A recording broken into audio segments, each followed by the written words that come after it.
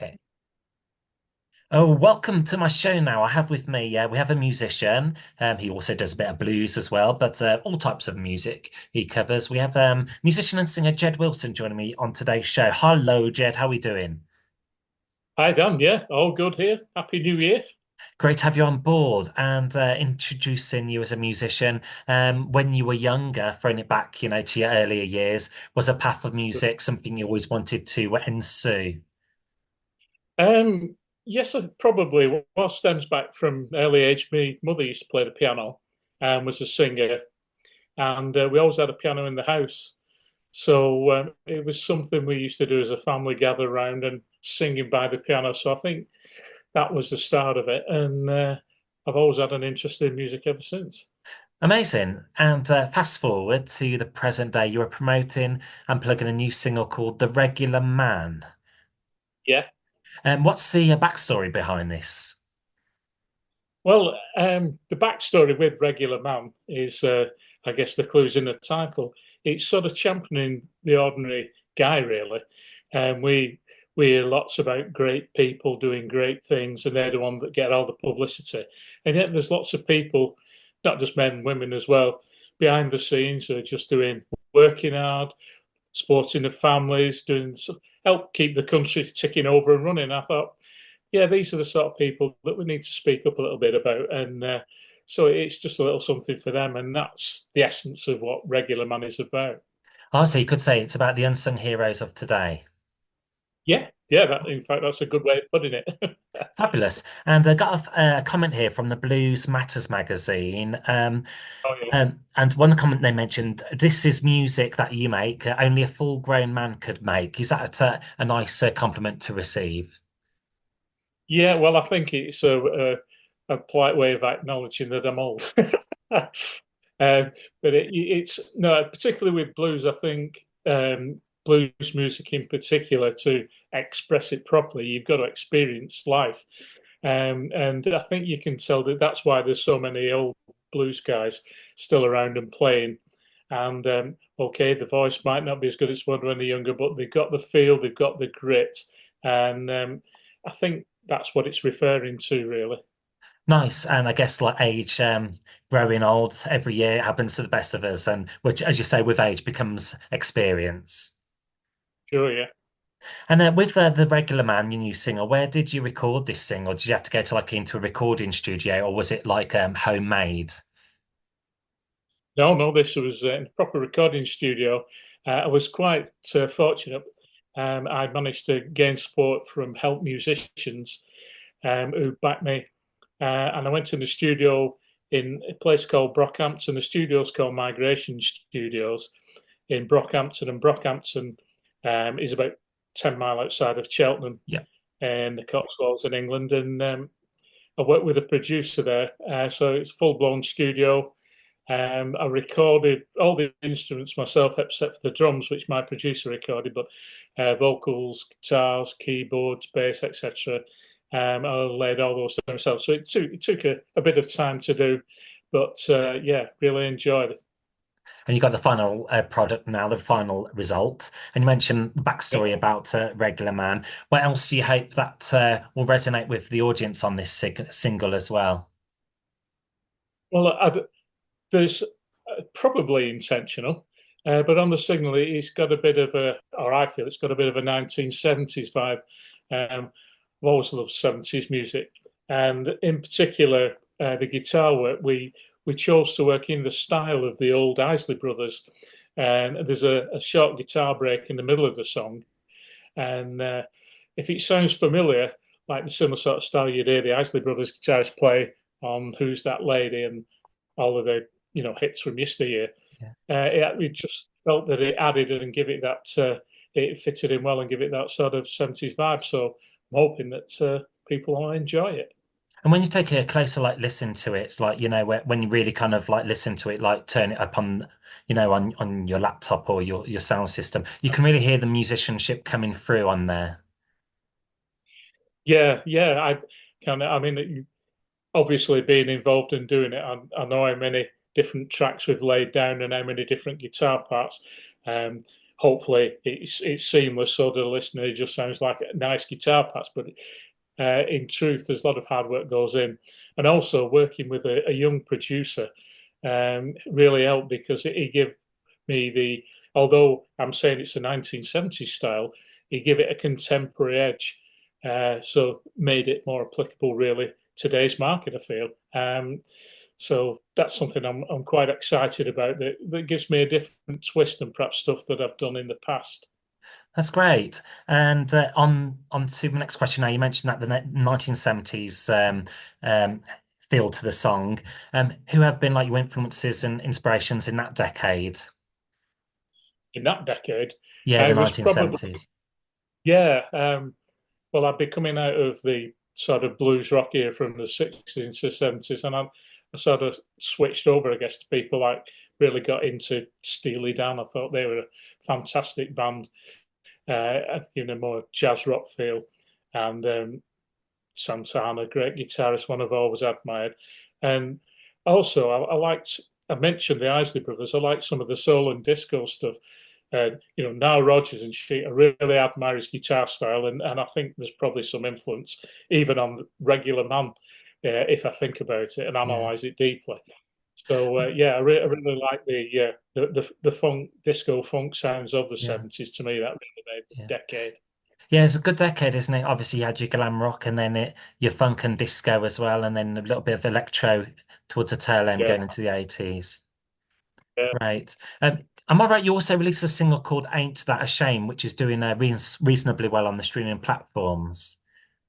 Yeah, that's a song I've had quite a bit of success with. When I originally launched it a few years back, it actually got played on Radio 2, on BBC Radio 2.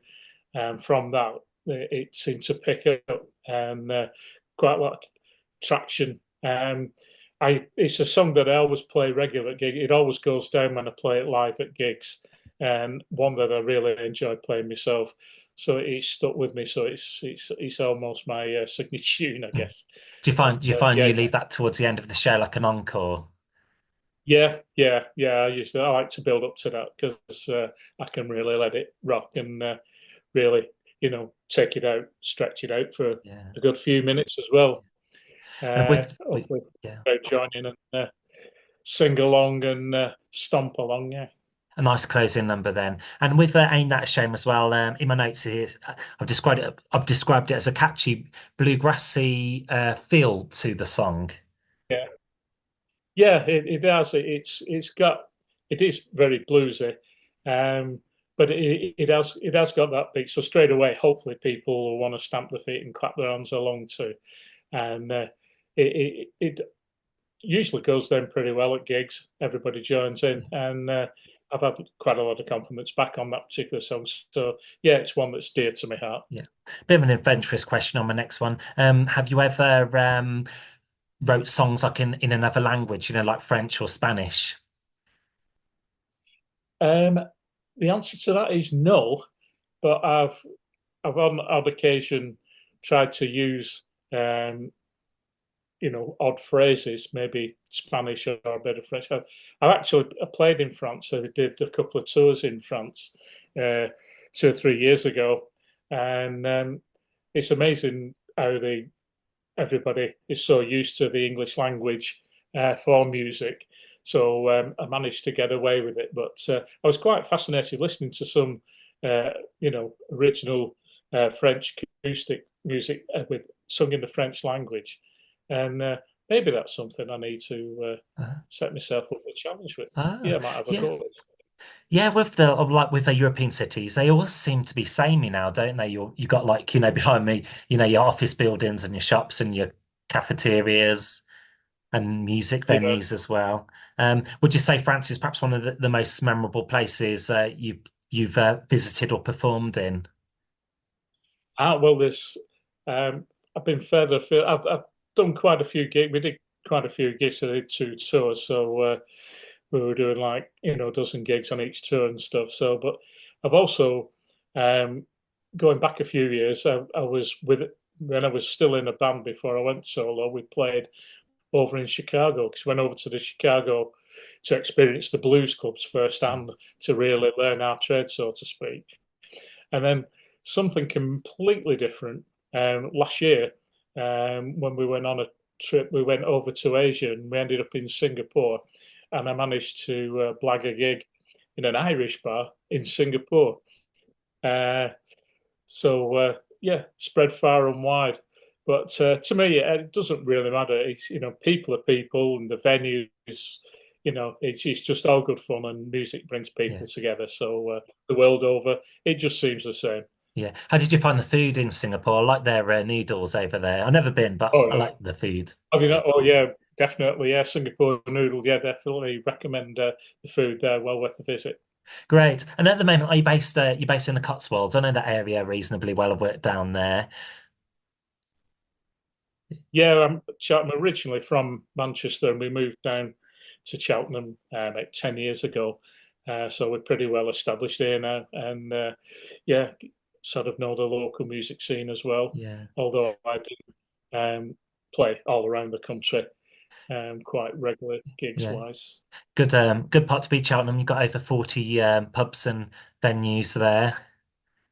Yeah, well, it's a great place. One of the attractions where we came actually, because you've got the jazz festival as well as the literary festival. There's the racing, Yeah. so there's quite a big hospitality scene in Cheltenham, which means that there's plenty of bars and restaurants, which means they're going to need music, which means hopefully there's gigs for the likes of me. So yeah, quite a good place to base yourself really.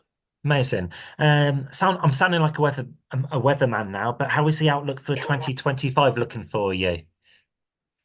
Yeah, well, it's all starting this month with the launch of this single, Regular Man. There's going to be more releases throughout the year with an album in March and gigs to go. I've just this uh, this month booked a gig at the Great British Rhythm and Blues Festival in Combe at the August Bank Holiday on the main acoustic stage, which I'm really looking forward to do, and be looking to book quite a few more festivals around the country with a view of promoting the album and generally getting our music out there. Great. So you got a couple of gigs under your belt and some more forthcoming singles along the way. Oh yes, Yeah. yeah, All we need to do now is roll on the summer. Judging by last year, how that rapidly went, it won't be long until the sunnier climates approach and everyone can go out to festivals and support music again. yeah. It's great when that time comes around. Not far away. All right then, Jed Wilson. I think that's everything I wanted to ask you today. But there's always one question to finalize the interview. Where's best for people to follow you on social media? You know, like websites or emailing lists or streaming Yeah, platforms. I'm on most. I'm not, well, you'll find me on Facebook. You find me on Instagram. Um, you'll find me. I've got my own website, which is jedwilson.com. It's Jed with a G.